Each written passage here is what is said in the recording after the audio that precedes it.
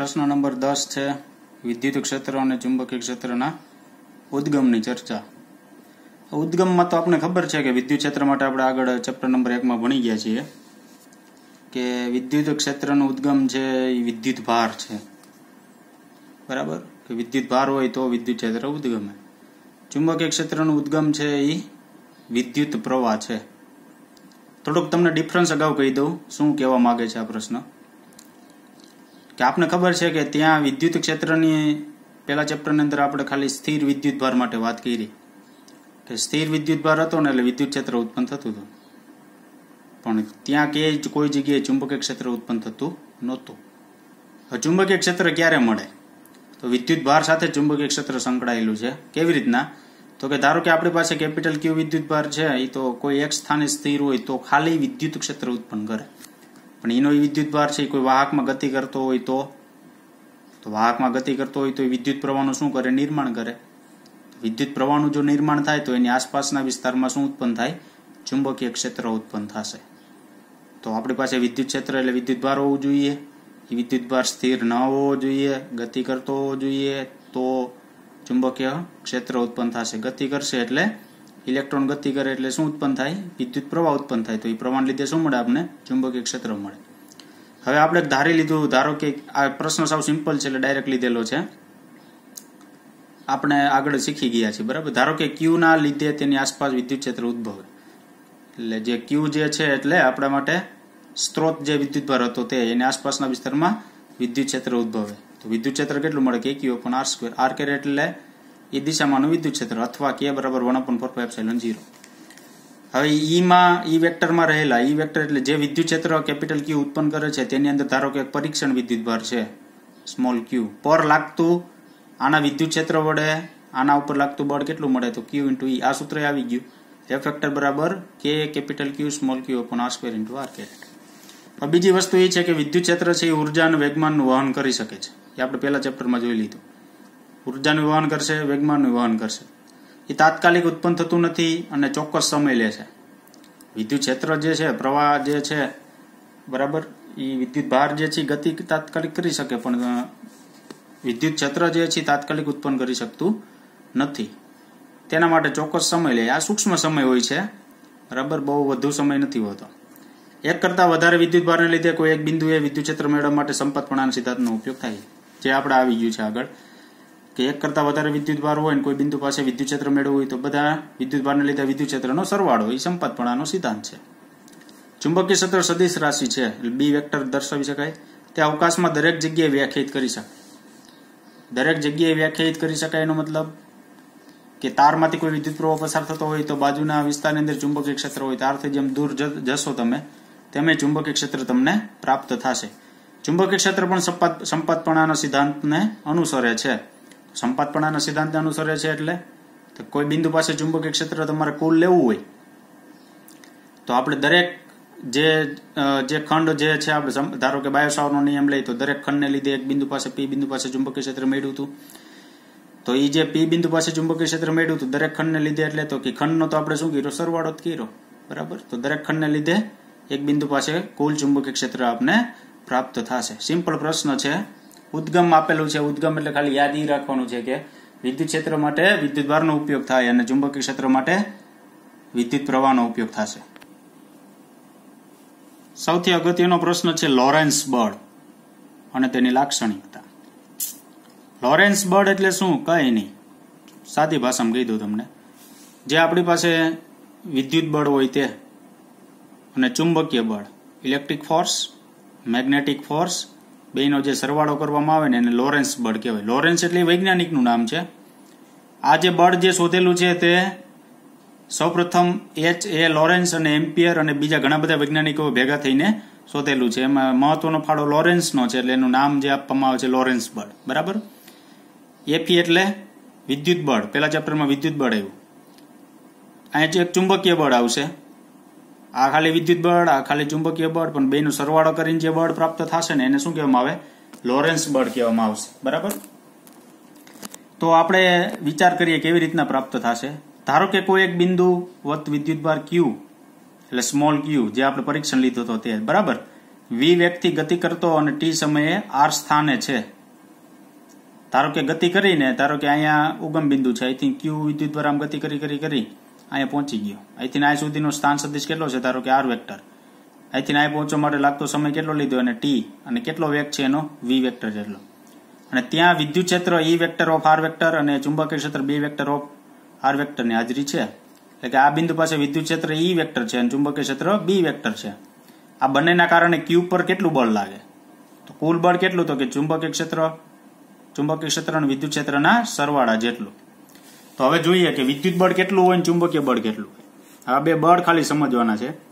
વિદ્યુત ક્ષેત્રને લીધે બળ કેટલું છે? F બરાબર Q into E vector of R vector. આ તમે આગળ પેલા ચેપ્ટરમાં ભણી ગયા, બરાબર. ચુંબકીય ક્ષેત્રને લીધે બળ કેટલું છે? Fm વેક્ટર બરાબર Q into V vector cross B vector into R vector of R vector. તો જો ત્યાં એક વેગનો ઉમેરો થયો, ખાસ નોંધ લેજો. શું કામે? હંમેશા યાદ રાખજો કે વિદ્યુત ક્ષેત્ર જે છે એ સ્થિર વિદ્યુત ભાર માટે વિદ્યુત ક્ષેત્ર પ્રાપ્ત થશે, અને એનો એ ક્યુ વિદ્યુત ભાર છે જો ગતિ કરવા માંડે એટલે એની પાસે કઈક વેગ આવી જાય ને એટલે ક્યુ ક્ષેત્ર ઉત્પન્ન કરશે, એ ચુંબકીય ક્ષેત્ર ઉત્પન્ન કરશે. હંમેશા યાદ રાખજો કે સ્થિર વિદ્યુત ભાર હોય ને એટલે અહીંયા એનો વેગ સ્થિર વિદ્યુત ભાર માટે વી ઝીરો થઈ જાય. વેગ જો ઝીરો થઈ જાય તો ત્યાં ફક્ત વિદ્યુત ક્ષેત્ર મળે છે, ત્યાં ચુંબકીય ક્ષેત્ર મળતું નથી. પણ જો ક્યુ વિદ્યુત ભાર ગતિ કરવા માંડે એટલે તો કે ક્યુ જે છે ચુંબકીય ક્ષેત્ર તો ઉદ્ભવે જ છે, એની પાસે સંકળાયેલ વિદ્યુત ભાર છે, પણ એ વી વેગની અંદર જો આવી જાય ને તો એ શું ઉત્પન્ન કરે? ચુંબકીય ક્ષેત્ર. એટલે યાદ એટલું રાખવાનું, આ સ્થિર વિદ્યુત ભાર હોય ને એટલે વી નો આવે, વિદ્યુત ભાર એનો એ ગતિ કરવા માંડે ને વી વેગથી એટલે શું મળે છે આપણે? ચુંબકીય ક્ષેત્ર મળે. એટલે વી આમાં ઉમેરેલો છે, બરાબર. તો q into E vector of R vector એટલે q into B vector of R vector તો હોય જ, ઇન્ટુ શું ઉમેરાનો? વેગ. બેનો સરવાળો કર્યો અને ક્યુ ને બહાર લઈ લીધું, કોમન કાઢી લીધું. તો EF E vector of R vector plus V vector cross B vector of R vector. આ સૂત્રને શું કહેવામાં આવે છે? લોરેન્સ બળનું સૂત્ર. લોરેન્સ બળના સૂત્રની અંદર કોઈ પણ પ્રકારની ભૂલ થવી જોઈએ નહીં. મોટાભાગના વિદ્યાર્થીઓ જે છે અહીંયા ભૂલ કરે પ્લસ ક્રોસનું, બરાબર. ભૂલ થવી જોઈએ નહીં. લોરેન્સ બળ એટલે બે વિદ્યુત બળ અને ચુંબકીય બળ જે છે એનો સરવાળો. પણ વિદ્યુત બળ એટલું આપણે ખબર છે, ચુંબકીય બળ જે છે અહીંયા ખાલી વી વિદ્યુત ભાર વી વ્યક્તિ ગતિ કરે એટલે ચુંબકીય બળ મળે એટલે વી ઉમેરાણો, અને કુલ બળ જે છે કેટલું થશે? Q into E vector of R vector plus V vector cross B vector of R vector. તો અહીંયા પ્લસ અને ક્રોસની ભૂલ થવી જોઈએ નહીં, આની ખાસ નોંધ લેવી, બરાબર. હવે લાક્ષણિકતા આપને આપેલી છે. સૌપ્રથમ પેલી લાક્ષણિકતા છે, આ બળ છે ક્યુ વી વેક્ટર અને બી વેક્ટર પર આધાર રાખે છે. ક્યુ એટલે આ બળ એટલે ક્યુ ચુંબકીય બળની વાત છે. ચુંબકીય બળનું સૂત્ર એટલું જ છે. એટલે ક્યુ વી અને બી ઉપર આધાર રાખે છે. આ બળ ચુંબકીય બળની દિશા ઋણ વિદ્યુત ભાર કરતા ધન વિદ્યુત ભાર પર વિરુદ્ધ હોય. ખાસ વસ્તુ ઈ નોંધ લેવાની છે, ધન વિદ્યુત ભાર કરતા ઋણ વિદ્યુત ભાર પર વિરુદ્ધ હોય એટલે. તો આપણે જોઈએ એક વસ્તુ, જો આ એક આકૃતિ આપેલી છે, આ આકૃતિની અંદર જોજો ખાસ, ચુંબકીય ક્ષેત્ર આમ છે, બરાબર. વી વેક્ટર આમ ક્રોસમાં નથી, એ આપણે કોઈ પણ દિશામાં લંબ કહેશું, બરાબર. અને બળની દિશા આમ છે, પણ આ વિદ્યુત ભાર કેવો રહેલો છે? ધન. જો આની જગ્યાએ હું ઋણ વિદ્યુત ભાર લઉં ને, ખાસ નોંધ લેજો, પ્લસની જગ્યાએ શું લઉં? માઇનસ. તો આનું આ બળ જે છે ને મારે વિરુદ્ધ દિશામાં કરી નાખવાનું.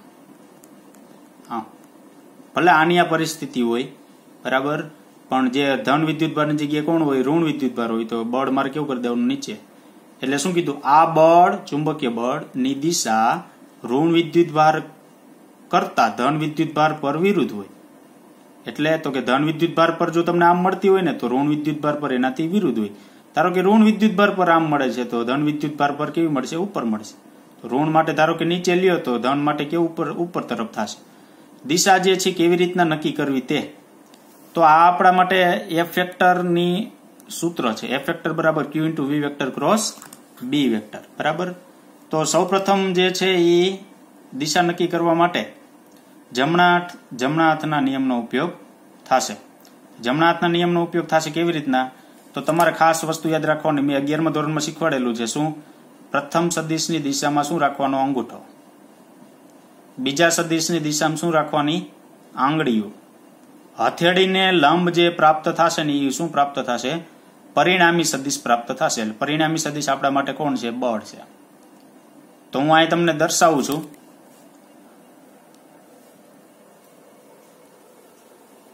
આ રીતનું થશે. આ દિશામાં વેગ લઉં, બરાબર, આ દિશામાં આંગળીઓ લઉં એટલે વેગની દિશામાં અંગૂઠો થયો, આંગળીની દિશામાં ચુંબકીય ક્ષેત્ર થયું, હથેળી મારી ઉપર તરફ થઈ તો ઉપર તરફ મને શું પ્રાપ્ત થશે? બળ પ્રાપ્ત થશે. બરાબર. બીજી વસ્તુ એક ચોખવટ કરી દઉં તમને, જ્યારે તમે જમણા હાથના નિયમનો ઉપયોગ કરો ત્યારે ધન વિદ્યુતભાર માટે દિશા લઈ લેવાની, પણ તમને જો ખબર હોય કે ત્યાં ઋણ વિદ્યુતભાર છે એટલે હથેળીની વિરુદ્ધ દિશામાં એને બળની દિશા લઈ લેવાની. તો ધારો કે વેગની દિશા આમ જ છે, ધારો કે ઋણ વિદ્યુતભાર છે હથેળી ઉપર, તો વેગની દિશામાં અંગૂઠાની દિશામાં, બીની દિશા આમ જ છે, તો હથેળીની વિરુદ્ધ દિશામાં શું લઈ લેવાનું? એનું બળ લઈ લેવાનું. બરાબર. એટલે આ વેગ જે છે ને એ એક્ઝેક્ટ આમ બહાર તરફ છે, આમ ઉપર તરફ. બી આમ છે એટલે અંગૂઠો આમ, આંગળી આમ, બળ જે છે કેવું પ્રાપ્ત થશે? લંબ રૂપે પ્રાપ્ત થશે. ધારો કે અત્યારે જોવું હોય, આ આકૃતિ આપેલી છે એ પરિસ્થિતિ અનુસાર, તો આકૃતિ આપેલી છે એ પરિસ્થિતિ અનુસાર મારો વેગ ઉપર, જો આમ પેન ઉપર તરફ છે, બરાબર, એટલે અંગૂઠો ઉપર રાખું, આંગળી જે છે એ કેવી રાખું? આમ રાખું, આમ આંગળી રાખું, બરાબર. તો હથેળી જો બળની દિશા મેળવી. ધારો કે તમારે ઋણ વિદ્યુતભાર હોય ને તો ધનની જેમ જ મેળવવાનું, પણ ધનથી કેવું કરી દેવાનું? વિરુદ્ધ દિશામાં. એટલે કેવું આવી જાય? નીચે તરફ આવી જશે. બરાબર. બીજી આકૃતિ આપેલી છે.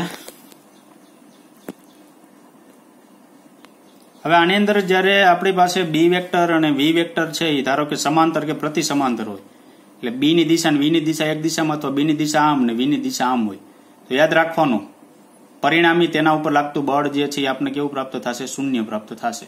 બરાબર. એટલે એકબીજાને હંમેશા કેવા હોવો જોઈએ? લંબ હોવો જોઈએ. એટલે સદિશ ગુણાકારના કારણે જયારે વેગ અને ચુંબકીય ક્ષેત્ર એકબીજાને સમાંતર કે પ્રતિ સમાંતર હોય ત્યારે ચુંબકીય ક્ષેત્રના કારણે લાગતું બળ હંમેશા કેવું થશે? શૂન્ય થાય છે. તેથી દિશા આપણે જમણા હાથના નિયમ ઉપરથી આની નક્કી કરી શકીએ. અહીં થોડીક આકૃતિ જે છે તેની અંદર આ સમતલ જે છે ને, બરાબર, ઈ સમતલ જે છે એ થોડુંક આમ ક્રોસમાં લીધેલું હતું. આ જે છે ને આમ ઊભું લીધેલું છે. અહીંથી ચુંબકીય ક્ષેત્ર આમ આવે છે. તો અહીંયા જે મેં દોરેલું છે ધન વિદ્યુતભાર, તો હંમેશા યાદ રાખજો, આગળ આપણે સાયક્લોટ્રોનની અંદર ઉપયોગ આવશે કે જો ઇલેક્ટ્રોન હોય તો ભલે, પ્રોટોન હોય તો ભલે, ત્યાં ઇલેક્ટ્રોન આવે છે. ઇલેક્ટ્રોન જો ધન વિદ્યુતભાર કે ઋણ વિદ્યુતભાર કોઈ હોય ને ચુંબકીય ક્ષેત્રને લંબ રૂપે ગતિ કરે ને ત્યારે વર્તુળમય ગતિ કરે. એટલે અહીંયા છે ને આમ વર્તુળમય દિશા આમ દર્શાવેલી છે. બરાબર. વી વ્યક્તિ જયારે લંબ રૂપે દાખલ થાય ને ત્યારે વર્તુળમય દિશા હોય છે. એટલે જો અહીંયા ધન વિદ્યુતભાર આપણે ત્યારે ચોખવટ કરશું, ત્યાં અહીં ધન વિદ્યુતભાર મૂકેલો છે. હવે આપણે ખબર છે કે આમ ઊભું સમતલ છે. ઊભું સમતલ છે તો આપણી પાસે વી વેક્ટર ક્રોસ શું છે? બી વેક્ટર છે. તો વી વેક્ટર ક્રોસ બી વેક્ટર છે તો જુઓ તો આમ મારો વેગ જે છે આમ થશે, ઉપર તરફ આમ વેગ છે, બરાબર. ચુંબકીય ક્ષેત્ર આમ લો, બળ આમ મળશે મને આમ. ટૂંકમાં તમારે શું કરવાનું? વી વેક્ટર દિશામાં અંગૂઠો, બી વેક્ટર દિશામાં આંગળીઓ રાખવાની અને લંબ રૂપે શું મળશે? બળ પ્રાપ્ત થશે. હવે ધન વિદ્યુતભારમાં કાંઈ નહીં કરવું. ધન વિદ્યુતભારમાં આમ બળ છે તો હમણાં આગળની લાક્ષણિકતા પ્રમાણે ઋણ વિદ્યુતભારમાં એનાથી કેવું કરી દેવાનું? વિરોધ. વેગની બીની દિશા બધી એમનેમ રહેશે. બરાબર. આગળ જો વિદ્યુતભાર ગતિ ન કરતો હોય તો વી બરાબર 0. મેં હમણાં આગળ કીધું એ પ્રમાણે. તો ચુંબકીય બળ શું થઈ જાય? 0. કારણ કે આપણી પાસે ચુંબકીય બળ જે છે એ વી વેક્ટર ક્રોસ બી વેક્ટર, આને હું 0 કરી દઉં તો આખું સ્ટેપ 0 થઈ જાય, તો ચુંબકીય બળ કેવું થઈ જાય? 0. એટલે વેગ ન હોય એની પાસે તો 0. બરાબર. વિદ્યુતભાર પાસે તો ખાલી ફક્ત વિદ્યુત ક્ષેત્ર પ્રાપ્ત થશે. હવે એક વ્યાખ્યા, એક ટેસ્લાની વ્યાખ્યા આપને આપેલી છે અહીંયા. જો ચુંબકીય ક્ષેત્રને લંબ દિશામાં 1 મીટર પર સેકન્ડની ઝડપથી ગતિ કરતા 1 કુલમ વિદ્યુત ભાર પર લાગતું બળ 1 ન્યૂટન હોય તો ચુંબકીય ક્ષેત્ર બી નું મૂલ્ય કેટલું કહેવામાં આવે છે? 1 ટેસ્લા કહેવામાં આવે છે. જો આના શું કીધું આપણે? 1 કુલમ વિદ્યુત ભાર કીધો, 1 કુલમ વિદ્યુત ભાર કીધો, 1 મીટર પર સેકન્ડ વેગ કીધો અને એના ઉપર લાગતું બળ 1 ન્યૂટન કીધું. તો અહીં બી બરાબર કેટલો જવાબ મળે? આપણે 1 મળશે, જેને નામ શું આપ્યું? 1 ટેસ્લા. જો ચુંબકીય ક્ષેત્રની લંબ દિશામાં 1 મીટર પર સેકન્ડની ઝડપથી ગતિ કરતા 1 કુલમ વિદ્યુતભાર પર લાગતું બળ 1 ન્યૂટન હોય તો ચુંબકીય ક્ષેત્ર બી નું મૂલ્ય 1 ટેસ્લા કહેવાય. 1 ટેસ્લા બરાબર એક એકમ છે ગોસ, યાદ રાખજો ખાસ, 10⁴ ગોસ. જો રકમની અંદર આપણે એમ આપેલું હોય કે આટલા ગોસ ચુંબકીય ક્ષેત્ર છે પણ એ ગોસ જે છે ને એને આપણે ટેસ્લામાં ફેરવશું એટલે 1 ગોસ ઇક્વલ ટુ શું લખાય 10⁻⁴ ટેસ્લા. આ ખાસ નોંધ લેજો, બરાબર. એટલે ગોસ આપણે બધી જવાબ ટેસ્લામાં જ મેળવશું એટલે જે ગોસ આપેલું હોય ને એને કેમાં ફેરવશું ટેસ્લામાં. 1 ટેસ્લા ઇક્વલ ટુ 10⁴ ગોસ, પણ ગોસને કરતા કરું તો આ છેદમાં આવે ઉપર જે ઘાત કેવી થઈ જશે માઇનસ થઈ જશે, બરાબર. તો પ્રશ્ન નંબર જે છે એ 10 અને પ્રશ્ન નંબર ચાલ્યા કેટલા 11, બરાબર. તૈયારી કરવી, બરાબર. અને લીથો જે આપેલો છે તેમાંથી તૈયારી કરવી અને જે પેજ PDF જે મોકલું છું તે લેક્ચર પૂરતું છે, લેક્ચરમાં જે ચાલેલું હોય તે પ્રમાણે છે. અહીં સુધી રાખશું.